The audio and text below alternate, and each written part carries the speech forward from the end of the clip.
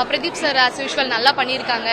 And first of வந்து நம்மள கிராஜுவலாக போயிட்டு இருந்தது. அண்ட் செகண்ட் ஆஃப்ல வந்து ரொம்ப ஃபன்னு அஸ் வெல் அஸ் எமோஷனலாகவும் இருந்தது. நானே ஒரு சீனுக்கு வந்து அழுதுட்டேன் எமோஷனல் ஆகி.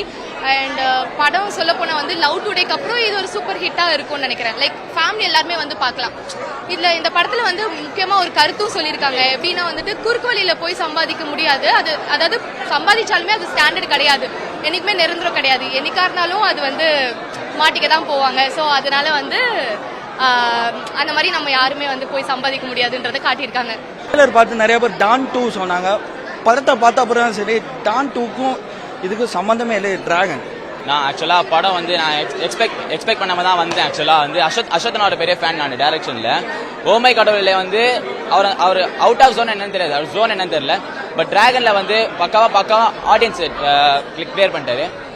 டான் எல்லாருமே வந்து ஸ்டார்டிங்ல ட்ரைலர் வந்தப்போ டான் சொன்னாங்க. ஆக்சுவலாக படம் ஃப்ரெஷ்ஷாக இருக்கு, புதுசா. யூஸ்வலாக பார்த்தீங்கன்னா இன்ஜினியரிங் ஸ்டூடெண்ட்ஸ்லாம் இந்த மாதிரி தான் இருக்கும், கதை முடிஞ்சதுக்கு அப்புறம் இப்படி தான் இருக்கும்னு சொன்னாங்க. ஆனால் இது ஃபுல்லாக ஸ்டீரியோ டைப்பை உடச்சி படத்தை புதுசாக எடுத்து அண்ட் கிளைமேக்ஸில் முக்கியமாக சொல்ல போனால் லாஸ்ட் ஒரு 15 மினிட்ஸ் நமக்கு தெரியாமல் கண்ணு கலங்கிடும். ஸோ அந்த இருக்கு படம். கண்டிப்பாக மக்கள் எல்லாமே தியேட்டரில் வந்து எக்ஸ்பீரியன்ஸ் பண்ணி சொல்லி எதிர்பார்க்குறோம். நல்லா இருக்கு படம், கண்டிப்பாக இது நல்ல மூவி, நல்லா இருந்தது, சூப்பராக இருந்தது.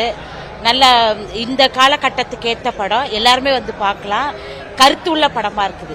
அதாவது ஃபேக்ல இல்லாம நேர்மையா இருக்கணும்ன்றது, ஒரு ஆனஸ்டா இருக்கணும்ன்றது புரிய வைக்கிறாங்க.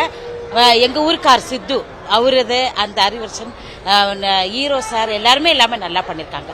சூப்பரா இருந்துச்சு.